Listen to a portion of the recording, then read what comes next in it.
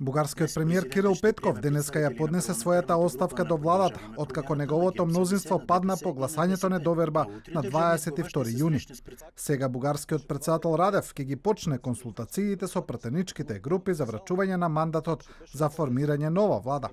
Кирил Петков веќе неколку пати изјави дека ќе се обиде да формира нов кабинет по врачувањето мандат од претседателот на Продолжуваме со промената и според него главниот состав ќе биде ист.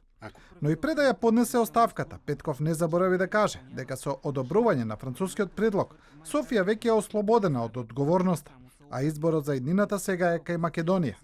Претседател на Демократска Бугарија Христо Иванов за Дојче Веле вели дека со одбивање на францускиот предлог Северна Македонија ризикува целиот процес да почне од почеток. Сега целиот процес може да започне под многу полоши услови. Ако сега не успееме да затвориме темата, популистичките злоупотреби со неа ќе влезат во нова фаза, особено на предвремени избори кај нас. Апелирам до Република Северна Македонија да не се обидува сега да го попречува процесот, бидејќи тогаш ќе стане многу потешко. А бугарскиот аналитичар Димитар Бечев смета дека со францускиот предлог Бугарија извојувала пирова победа и сега на својата граница има народ кој чека одмазда. Бугарскиот политиколог нотира дека францускиот предлог не ја зема во обзир македонската позиција околу спорот.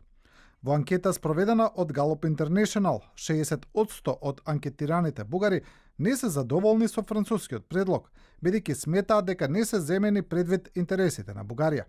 Во меѓувреме, беше најавено дека уште една крупна политичка фигура ќе се замене, односно Бојко Борисов, поранешен премиер во неколку мандати, ќе се повлече од претседателската функција во ГЕРБ.